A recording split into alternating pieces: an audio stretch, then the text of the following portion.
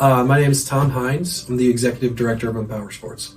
Started my first program for people with disabilities the year I graduated college, which is way back in 2011, and the business evolved from that first program. So now it's been about 13 years of doing this.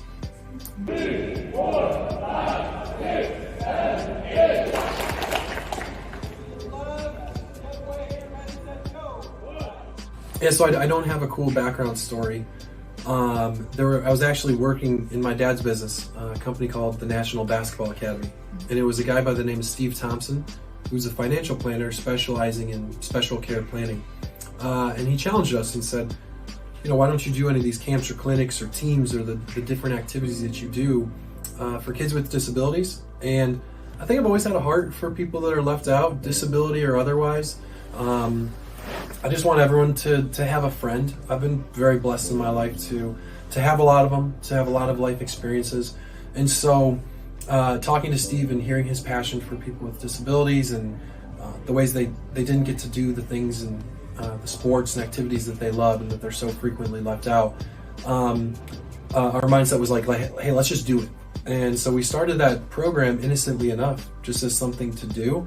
And so, getting to connect with the families and seeing the joy on the kids' faces during that first session, I really fell in love with it.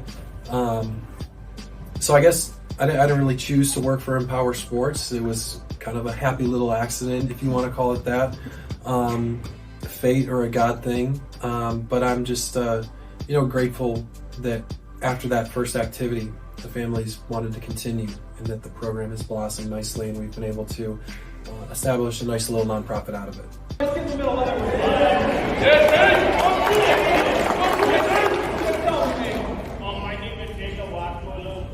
Thank you for coming, Hawken Upper School, and now I'm looking home.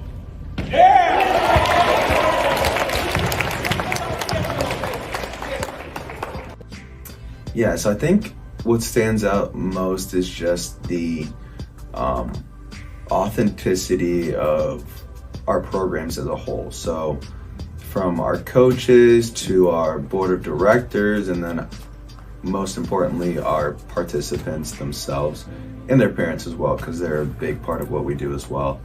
I think that just being able to do something where people are constantly in a good mood, enjoying what they're doing and giving parents a chance to watch their children play sports that they might not have been able to do in the past is something that is just, it's priceless. It's not something you get to see every day. Fortunately for us, we do. But when we get to share those experiences with high schoolers or with businesses that come and volunteer at our programs, they get to see what we get to see every day. And I really do think that it's like a forever lasting impact on those people that come and volunteer with us and spend that time.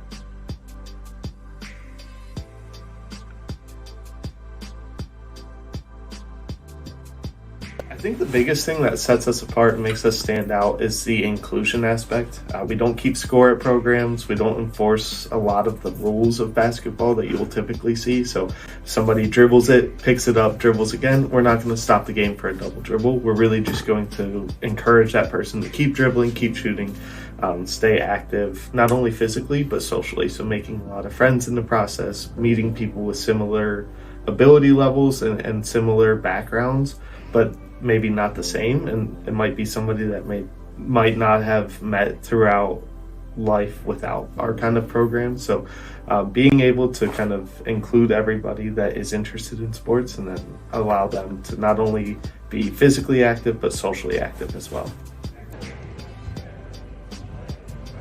First night being at a program, being around all of our athletes and seeing how much that one night of basketball that week meant to them kind of just made me fall in love with it, and I wanted to be sure to continue with it and make a difference however I could with the organization.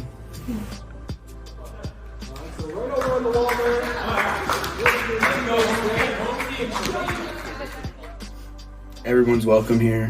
there's no outsiders. We welcome everybody. Everyone's equal, and everyone always has fun. And we just like to make sure everyone's having a good time. Like I said, progressing, getting better at life skills, social skills, everything. Sometimes you see some kids get discouraged about how they're playing and what their performance is looking like on the court, like they're not having their best game or they're not having the most fun. So I always like to go over there and make sure, pick their head up, explain to them that they're a great teammate, and it's not just all about them and not them getting better at the sport, but it's all about getting better as a person and being a leader for your team.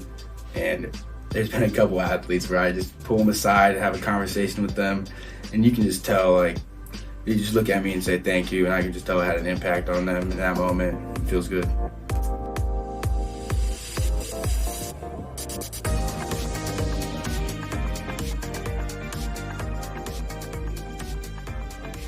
Yeah, so when we started our first program, we had the mindset that we were going to be adaptable, and we wanted to meet the kids at their needs. So how we're able to do that is really just, sports are a universal language to begin with. And so I think as we get to know new families and new participants join the program, we try to do our best to get to know the family, figure out what their goals are through their participation in the program, which, and those are as diverse as the kids and the families themselves. And then we just try to tailor their experience to meet those goals.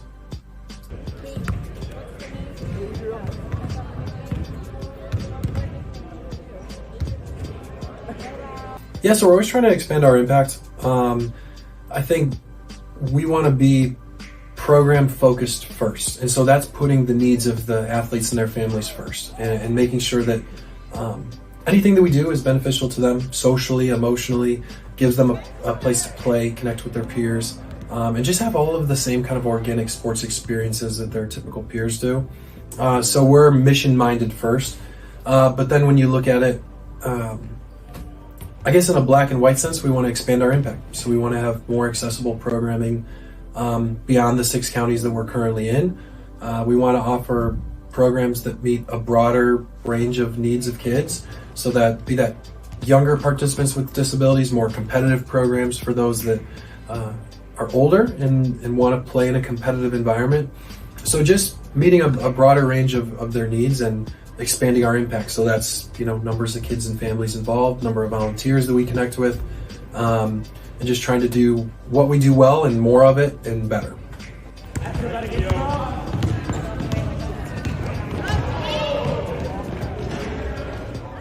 So that's the power of sports, I think, first and foremost. Sports are, when they're done right with intent, sports bring us together.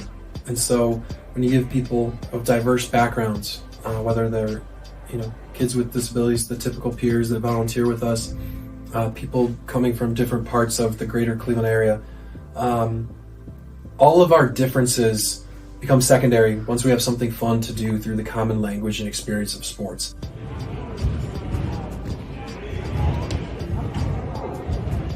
I think the biggest thing that we do, we try and have stuff in several locations. So east side, west side, and the south side. We're available in almost 6 counties now. So having something in each location at each time, so there's not much of a barrier to play location-wise. So if you have limited access to transportation, or can only drive 15 minutes and that's kind of your max, we'll have something hopefully in that area for you.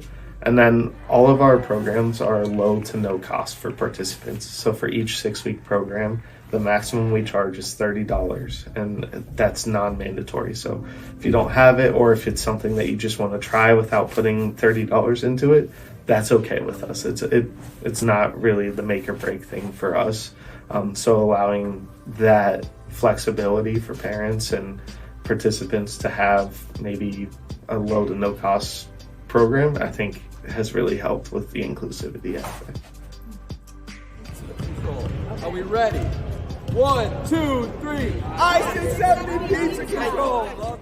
Rec centers and schools have been instrumental in what we're able to do. We wouldn't be able to do our programming without them. So the schools that have embraced our programs and share our activities with their families, or even host our programs, get their students to volunteer with the programs, those kind of relationships are all awesome, because that's our mission come to life, is to be in the schools, fostering new relationships and empathy and friendships among people that otherwise might not spend any time together. And then rec centers have been awesome too. They've been very supportive of our programs, whether they donate facilities to us or collaborate with us and keep the costs affordable so that we can continue to offer more and more without charging a lot to the families. Rec centers have been huge, and I think there's good teamwork in that. So we're able to come in and provide high quality programming for people with disabilities to help them serve their communities. But for us, without rec centers, without schools, we wouldn't have anything. This is important because of our sports. We're at a really exciting time. That's another great question, because I think we have over a decade of experience working with people with disabilities, and we love our programs. And so right at the forefront, how can we reach more kids? How can we offer more activities? What new activities will we implement in the next 12 to 24 months? And so we're diligently working on those goals. But then you start to look at it, having been doing this for over 10 years, like, what does the 5 to 10 year future look like? And the answer is, I don't know. I know we have a number of things that we're thinking about. We launched a social enterprise 2 years ago that provides employment for a couple people with disabilities. We do basic apparel production, so we want to see that business grow and provide more employment opportunities for people with disabilities. But then as you look to the future of our sports programming, is it possibly owning a facility that we could host a lot of the things that we do and be a hub for really inclusive sports, recreation, fitness activities? Do we try to expand and power sports reach outside of Cleveland, maybe other cities around the country? And the answer is, sadly, I don't know yet. But the exciting thing is, I think we have exceptional people on our board of directors, and some people that have had experience in leadership with other nonprofits at a similar point, a similar inflection point, who are going to steer us in the right direction. I'm confident of that. I just don't know exactly where it's going to be yet.